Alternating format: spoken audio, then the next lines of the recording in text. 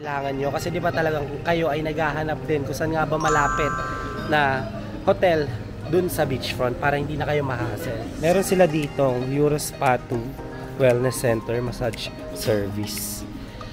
Ayan yung kanilang price na mga massage. Kung gusto nyo magpa-massage after a long day dito sa Boracay Island. Diba? Ito yung kanilang hotel lobby. Ayan. So ito lagayan ng mga bagahe. No? Of course guys, ang inaantay nyo ang CR tour. Ayan. So meron silang shower. Ayan. Diba? Cover na cover ang whole body nyo from head to toe. And also may toilet din sila, tissue, and also trash can, and also yung mga freebies na toiletries. Ito yung kanilang facade. So ang napansin ko lang guys, medyo may pagkaluma na rin itong Eurotel. Kasi parang hindi na na-maintain din yung labas niya, and parang hindi rin nalilinisan, pero okay na rin.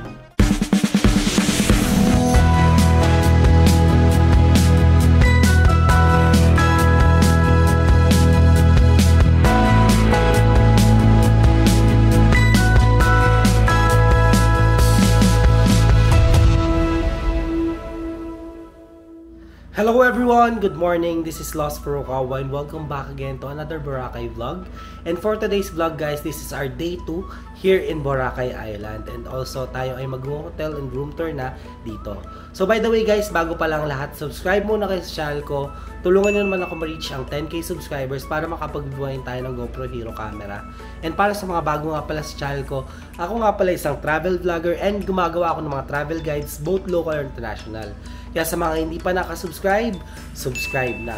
So by the way guys, kung napapansin nyo naman sa likod ko, nandito tayo ngayon sa ating hotel room. Pero bago yan guys, tayo ay lalabas muna para mapakita ko sa inyo ang facade and also ang neighborhood ng ating hotel. So wala nang patumpik-tumpik pa guys, tayo ay lalabas na. Let's go! So nandito na tayo ngayon sa labas ng ating hotel and ang pangalan pala ng ating hotel ay Eurotel Boracay.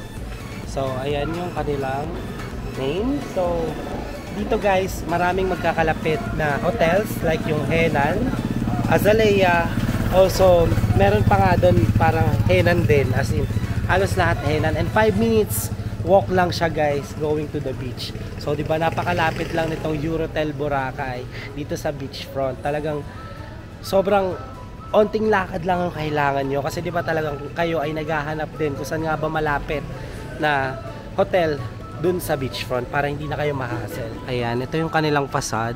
So ang napansin ko lang guys, medyo may pagkaluma na rin itong Eurotel. Kasi parang hindi na na-maintain din yung labas niya and parang hindi rin nalilinisan, pero okay na rin. At papano. Good stay na rin siya guys dito kung sakaling naghahanap kayo ng budget hotel dito sa Boracay and malapit lang din dun sa beachfront. So tara, pasok na tayo sa kanilang lobby. Meron sila ditong Eurospa 2 Wellness Center Massage Service. Ayan yung kanilang price na mga massage. Kung gusto nyo magpa-massage after a long day dito sa Boracay Island. And dito yung kanilang guard post. Thank you. So meron silang security din dito.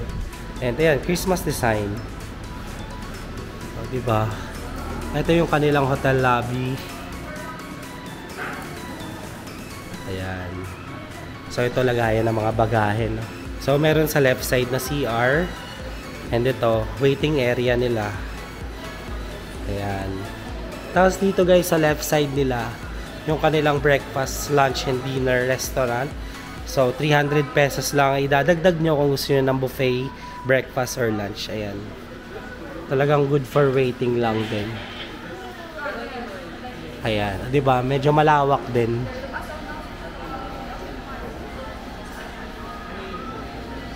So dito guys, ito yung kanilang elevator pero under maintenance. So tayo maghahagdan lang muna. Ayan. So aakyatin nyo yan hanggang 5th floor. So kahapon guys ay wini-wish ko talaga na sana ay hindi ako 5th floor. Kasi medyo mataas na lakarin ang gagawin ko kung sakaling lalabas ako ng hotel.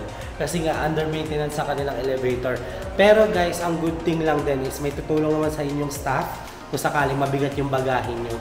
Talagang sila naman magbubuhat going up. So, dahil 5th floor ito, ayan, alay lakad muna tayo ngayon. So, ito yung kanilang 3rd floor. Ayan. Ito yung tsura ng kanilang hallway, guys. Simple lang din naman yung design. And also, feel ko talaga makaluma na tong Eurotel na to. Yun yung na-feel ko. So, dito tayo sa 305. And, susi. So, ito yung kanilang susi. Na medyo kinakalaw na. Pero okay lang. Open muna natin. Ayan. So, ito yung kanilang room. Diba? Standard twin room. Oh, ayan na siya, guys. Start na tayo ng ating pag-room tour. Oh, ayan ang kanilang closet. Oh, ito meron sila ditong salamin, also hair dryer. Ano pa? Meron ditong guidelines, guys. Ayan. And also merong kettle and coffee mugs. So wala lang free coffee. And also ano pa? Ito, guys, yung kanilang standard twin beds. 'Di ba? Oh, medyo may lawak na rin talaga tong hotel kasi 'di ba kapag tayo naghahanap ng hotel, talagang gusto natin if malawak ba and also 'di ba, comfy din yung tutulugan natin. Tingnan niyo naman, guys, oh. Napaka-comfy ng pagtulog niyo dito. Oh, 'di ba? Malambot lang talaga pati yung unan nila. Okay na rin talaga siya, guys, for budget hotel dito sa Boracay Island. Tapos yung aircon nila, nakabukas yan, guys, 24/7. Kasi meron tayong susi aside dito sa kanilang keycard. So ito yung keycard na ka-insert na mismo. So automatic yung power niya ay 24/7. So hindi naman siguro sila nagtitipid sa kuryente. Ayan. Ito, guys, yung kanilang tawag dito, parang information card. So ayan, password ng wifi. And also, meron sila ditong 2 bottle water na inom ko na kasi isa, guys. And also, Eurotel menu. So kayo na lang bahala, guys, mag-check ng menu nila. Kung sakali may order kayo, dial 0 lang daw. Ayan. Diba? Good for couples and solo travelers talaga ito dito sa Boracay. Ito na makikita dito sa bintana. Ayan, wala namang nakikita. Akala ko may view. Wala pala, guys. So, ayan. Tapos dito, parang European country yung kanilang design and landscape. Ayan yung kanilang aircon na Panasonic na malamig naman. Also, ayan, nakatulog talaga ako na maayos. And yung kumot nila, manipis pero as in comfortable talaga kayo matulog kasi nako-cover niya talaga yung lamig. And dito may mga saksakan sila. Itong saksakan. Ano pa yung mga saksakan? Ayun, meron din doon. 'Di ba? Hinahanap din kasi natin, guys, kung ilan yung saksakan eh. Ito dito may saksakan pa ba? Oh, wala na. So parang dalawa lang ang kanilang saksakan, guys. So kung sakali may extension naman kayo sa bahay, magdala na lang kayo ng extension din para ready kayo sa travel nyo dito sa Boracay Island. Of course, guys, ang inaantay nyo ang CR tour. Ayan. So, meron silang shower. Ayan, diba? Cover na cover ang whole body nyo from head to toe.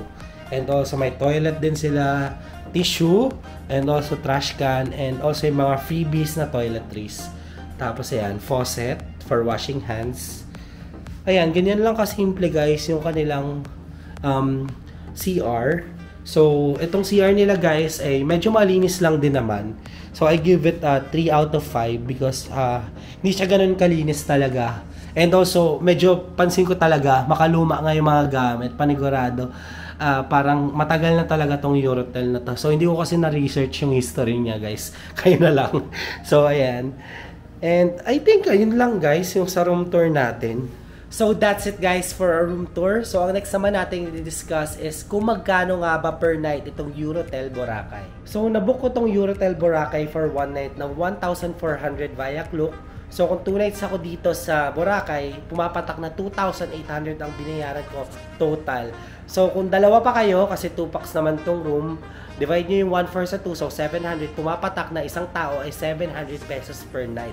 Diba? Napaka mura, guys, and also napakarami ng pwedeng gawin dito sa hotel.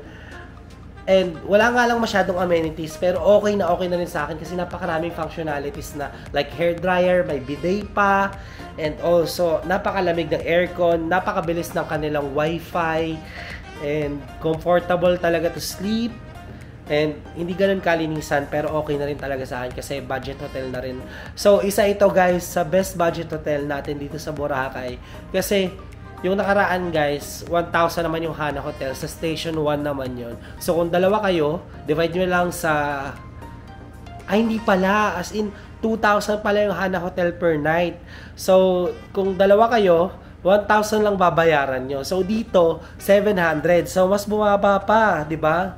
Ang galing. So, good choice din talaga itong Eurotel. Salamat sa Klook kasi Klook recommended din itong hotel na ito. And napakalapit niya rin guys sa beach. Imagine, within 2 to 5 minutes walk, talagang nandun na kayo sa beachfront. And napakalapit nito sa D-Mall, sa Station 3. And also, hindi kayo ma-hassle, hindi kayo mahirapan talaga makita itong Eurotel. Kasi katabi na siya mismo ng Henan. Grabe, as in. Tapos isa pa, ano pa yung napansin ko? Mandarin. Ayan, katabi niya rin. So, hindi talaga kayo maliligaw dito sa Eurotel. Talagang swak na swak ang budget and also yung location, swak na swak. Worth every penny nyo talaga. As in, recommended ko talaga itong Eurotel guys kasi comfortable talaga ako dito sa pagstay ko dito sa Boracay dahil sa Eurotel. And also guys, hindi naman talaga tayo nagsistay sa hotel ng 24 hours. 'Di ba? So, okay na talaga itong Eurotel. So, yun nga lang, ang downside niya lang is, paano kung nasa 5th floor tayo? So, nahirapan tayo akyat panahaw, di ba? Kasi nga sira yung elevator. Pero for sure naman, siguro, pag pumunta na kayo dito, ayos na yung elevator ng Eurotel. So, i-end na natin tong vlog na to guys kasi marami pa tayong gagawin dito sa Boracay Island. So, kung nagustuhan niyo itong hotel and room tour, don't forget to follow my Facebook page and Instagram at Lost Furukawa. And if you want to do business or sponsorship with me, you can email me at lostfurukawa19@gmail.com. And guys, don't forget to hit like, subscribe, and notification bell para updated kayo sa mga bagong Boracay vlogs ko pa. That's it guys, I really appreciate you being here. Let's start on another Boracay vlog again in the next one. Bye-bye!